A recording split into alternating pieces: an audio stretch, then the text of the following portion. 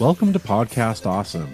In this series of Nerd Show and Tell episodes, we chat with members of the Font Awesome team, take a deep dive into some of their recent work, and share the nerdy interests that enrich their lives. Font Awesome, go make something awesome. Font Awesome, go make something awesome.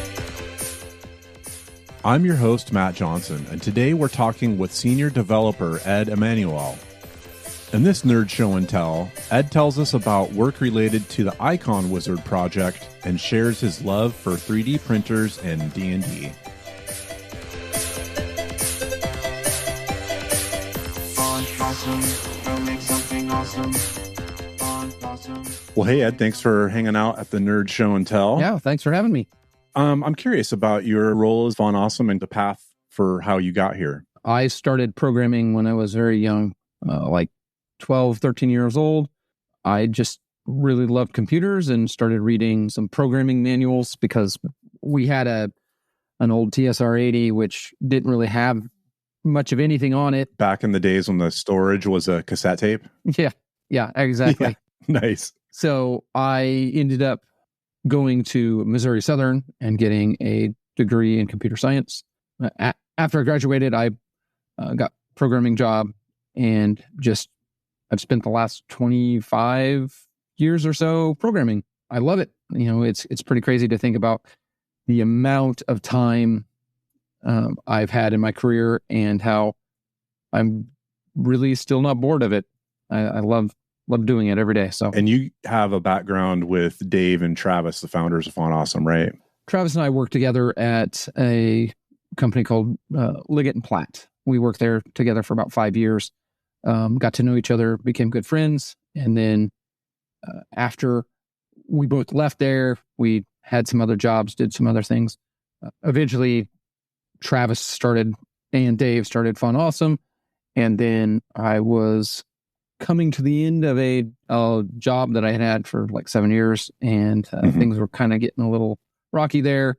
Travis invited me to come to Font Awesome. Yeah, it seems like a common theme with folks that come to Font Awesome. They kind of get chewed up a little bit out in the professional world where they're like, I don't think I want to do this. And then when folks wind up at Font Awesome, it seems like a common thing like, okay, I don't ever want to go back to that again. Yeah, there is a lot of programming jobs out there that are not great environments because of, could be how the companies ran, or could be just a whole lot of factors. But now that I think of it, you did some work with Mike Wilkerson when we were at our snuggle. It seemed like there was a lot of excitement there, kind of watching you guys work together. Can you tell us a little bit about that? During the snuggle, a lot of times we try to come up with some small projects to work on. We like those to be kind of fun things. The snacktivities. But also, yeah, we call them snacktivities. It being fun is great. Also, it being useful is, that's a great bonus too. And Mike and I have been talking for a while about, he's doing a lot of stuff with actually processing the graphics icons and stuff, all the SVGs. And we got to talking about how we could take existing icons and kind of layer on some modifiers. We already have some of these icons available on the site, but our designers actually had to build them. So like a user with a circle and a plus in the corner, or other symbols down in the corner. Or and then also things, a check mark or a minus, a slash mark. Yeah, or a slash to the icon, those kind of things. Yeah.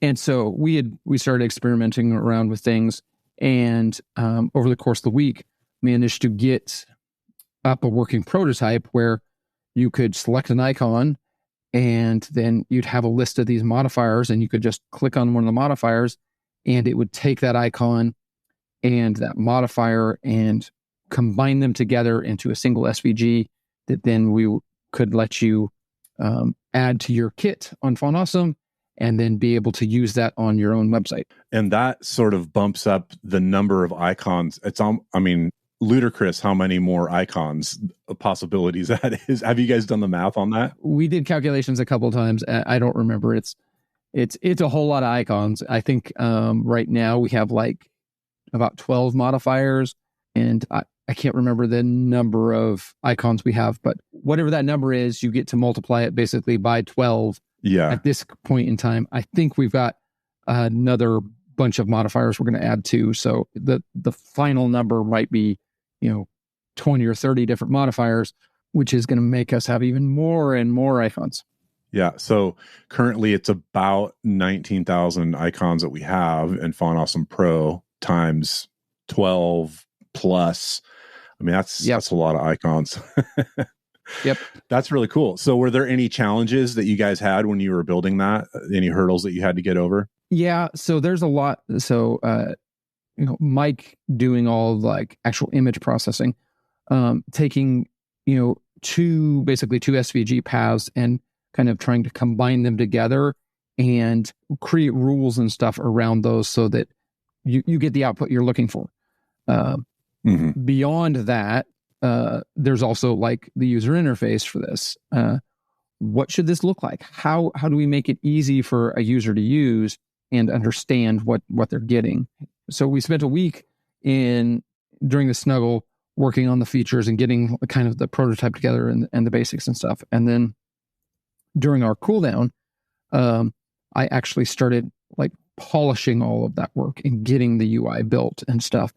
And one of the other members of our team, Francis, has spent a lot of time kind of helping dress that up and build the UI out and all that stuff. And it looks great. And I think our users are going to love it. It's going to be a really cool feature that I think is going to help a lot of people. Yep. Yeah, I'm looking forward to seeing that launch and adding some other categories that we talked about. Jokingly talked about adding a heavy metal category where where I scoured through all of the icons and thought which ones are most heavy metal. So that'll be fun to also include that in that chunk of work. And if I've got it my way, I've got some plans for some pretty great work related to that. We'll see how it goes.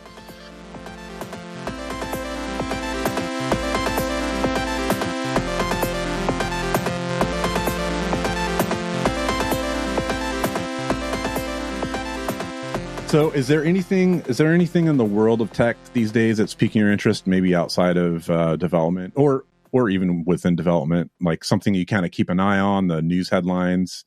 I spend a lot of time messing with my 3D printer. I have both an FDM printer and a resin printer, pretty much constantly keeping stuff printing. I mostly print D&D minis and terrain and stuff like that.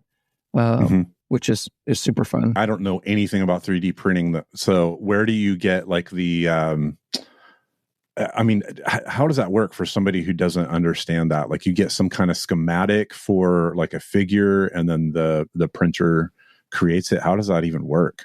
There's several websites out there where you can get the models for it on. Probably the biggest one where you can get stuff for free is Thingiverse. And there's also a lot of content creators that on Patreon and other sites like that, where they release new models every month and you pay them, $5, $10, $15, whatever. And you get all of the models for that month.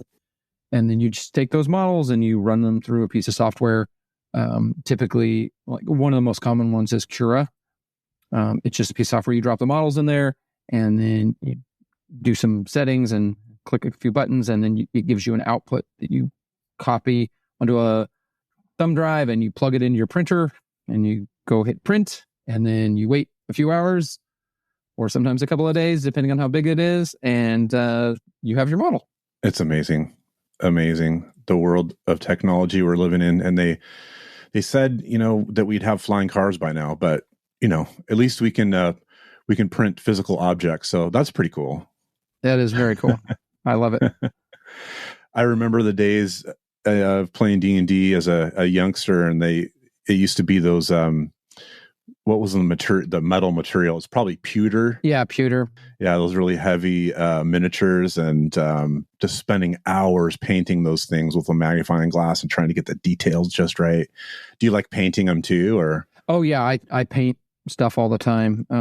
I have a huge backlog of things that need painted, but painting is a great stress reliever. It's very relaxing. I can just turn on an audiobook and sit down there and paint for an hour or two and just kind of shut out the world and focus on this little project that's just relaxing.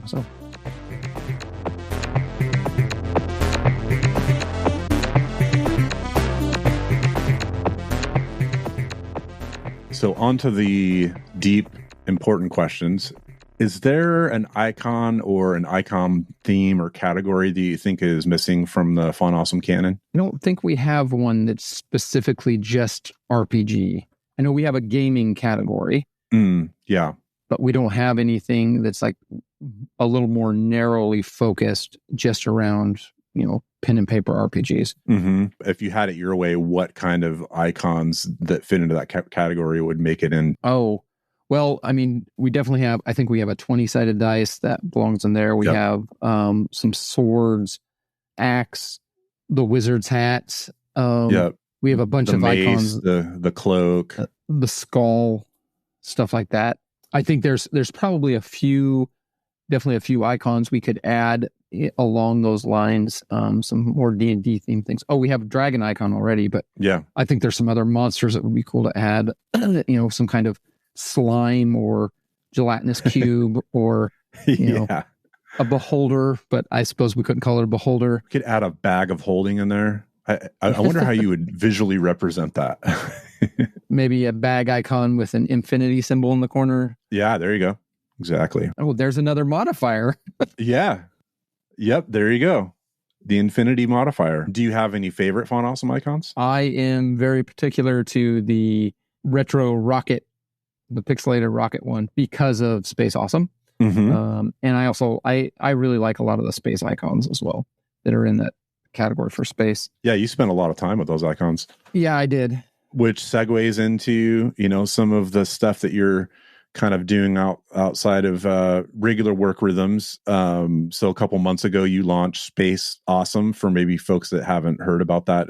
What was that project about? So I built a browser-based game using mostly Font Awesome icons for the graphics. And it was a fun project. I used it to learn Vue.JS, and it's out there on the web if you want to play it. It's pretty cool. Yeah, how did the launch go? It went well. We had lots of traffic the first couple of weeks. Not as much since then, but when I designed the game, I wanted to kind of respect people's time. It does not require a huge investment in your time. Mm-hmm. You can sit down and play it for 5-10 minutes. And while there are a lot of secrets to discover and things that you probably won't encounter your first time through, there's no timers, there's no anything that requires that you come back and play it every day. Mm-hmm. And this goes back a while for you as far as your interest in text-based games. If I'm remembering right, we've talked about how maybe that was sort of the pathway into you becoming interested in tech in the first place, right? Yes, yeah. My brother-in-law originally, I would have probably been 13, 14 at the time when this was back when I was first learning the program. Mm-hmm. My brother-in-law had made a little text-based game on the TSR-80, and when I saw that, I just fell in love with the idea of programming and computers, and I kind of like kicked everything off. Yeah. And you always had sort of in your head, like, I would love to create a text-based game. Did you give a shot at building anything prior to Space Awesome? Yes, I have built a number of prototype games and just, for whatever reason, never completed them. There's nothing else out there on the web of anything that I've built. So Space Awesome is the only thing that I've actually released. And the great thing is that you were able to do that on company time. Oh yeah. During our cool down, we've got, and we've talked about our cool down, but we'll have our 6-week splits, and then we have 2 weeks where we maybe get back to fixing things and cleaning up projects, or sometimes it's self-development stuff. If it can be translated to work-related stuff and learning we have a lot of freedom during that cooldown, which is pretty great. So, and that's kind of where that whole project started, right? Like you and Travis had been talking, and you knew you needed to learn Vue, and he's like, well, why don't you build a game, and that'll give you a chance to learn it. Yeah, absolutely. He kind of fueled that idea, and I spent most of my cooldowns over the course of a year or so increasing my knowledge about Vue.js, but also building Space Awesome. Mm-hmm. It was a great experience for me. Fallen Awesome got something cool out of it.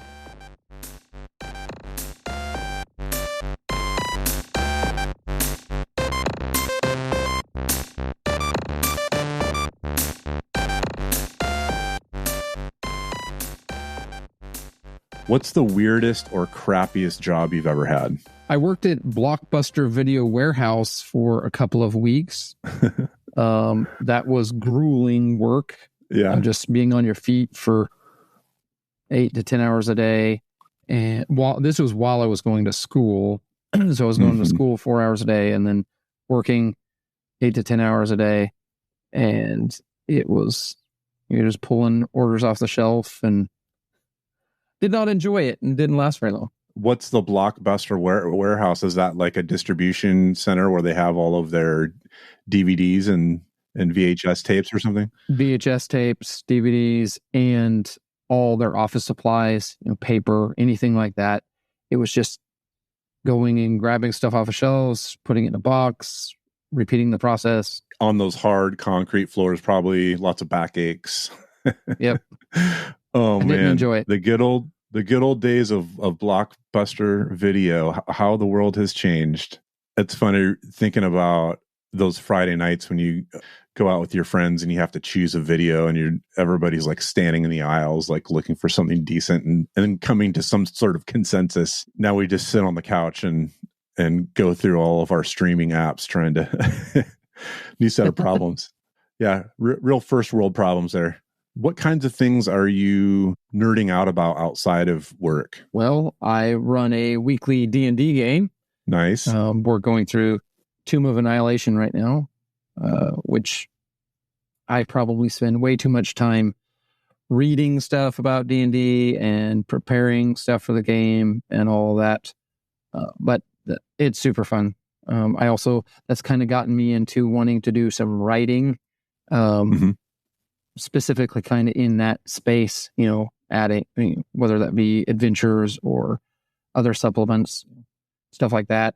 I've come up with a few ideas for supplements, just like extra things to help people run games. Oh, okay. Gotcha. Like a book of traps or designing new monsters, that kind of stuff.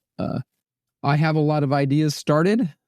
This is kind of a common theme in my life. I have lots of starts. And I don't have anything like refined enough to release, but that I think that would be really cool.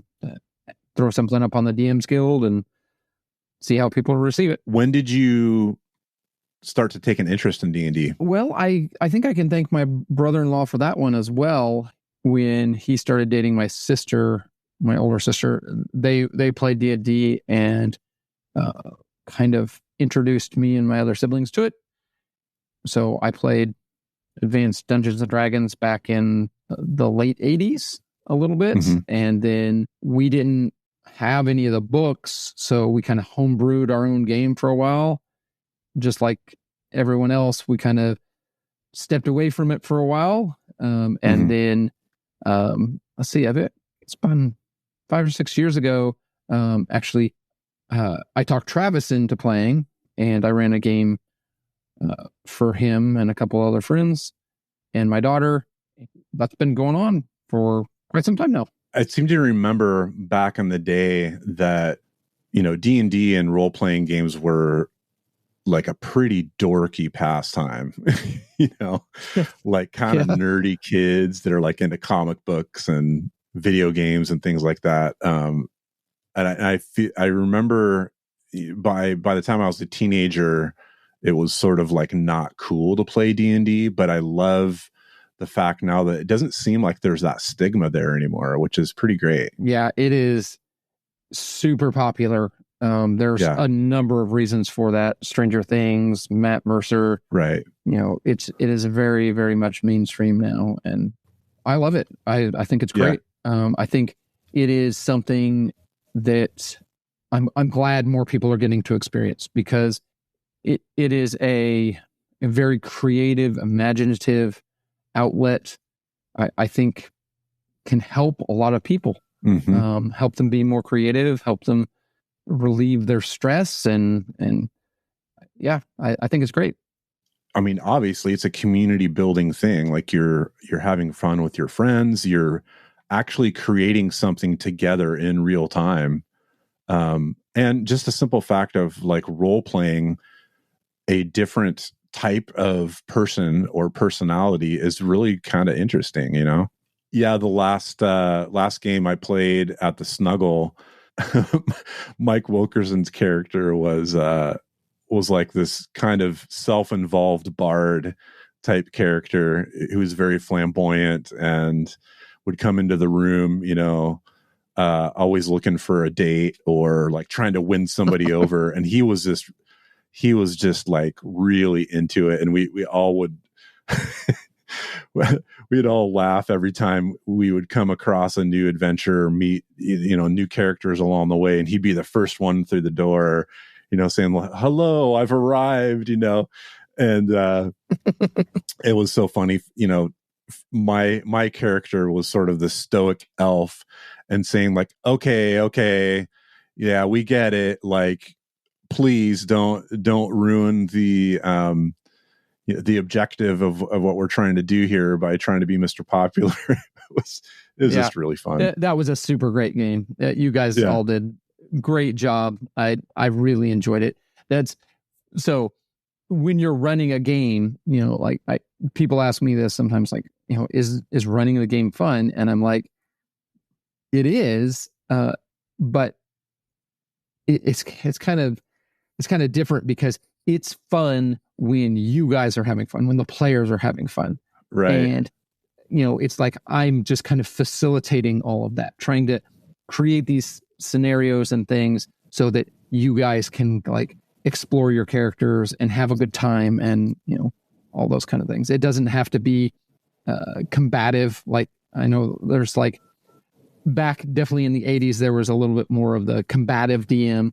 No, this is a shared story, a shared experience where I'm providing challenges, but I'm not the enemy. I'm the arbitrator, just kind of like the puppet master pulling the strings. But I want you guys to succeed as much as you do. It was fun talking about how you had mentioned in the 80s, sort of that combative DM kind of thing. And it reminded me of a time when I was in grade school back when this happened. But I remember I had a character I was really, really proud of. And, I would go and do these campaigns with kids across the street. We put a card table in the front yard, and a couple of the kids that were running the games are a little bit older. And it was exactly that kind of thing where like a DM would pick on one of the players and trying to destroy their character, and I remember being so upset about it. And my dad saying, you need to take a break. You're taking this too seriously. But then to have you comment on that and go like, oh, I guess that was actually a thing back then. It's really fun to rediscover Dungeons and Dragons again in a more positive light, I guess. Yeah. The 80s were a crazy time, especially for Dungeons and Dragons. Yeah. Thanks for listening in to Podcast Awesome. A special thank you to Ed Emanuel for coming on the show. If you like what you've heard, please give us a rating and review and share this episode with your nerd friends. This episode was produced and edited by yours truly, Matt Johnson. The Font Awesome theme song was composed by Ronnie Martin, and audio mastering was done by Chris Enns at Lemon Productions.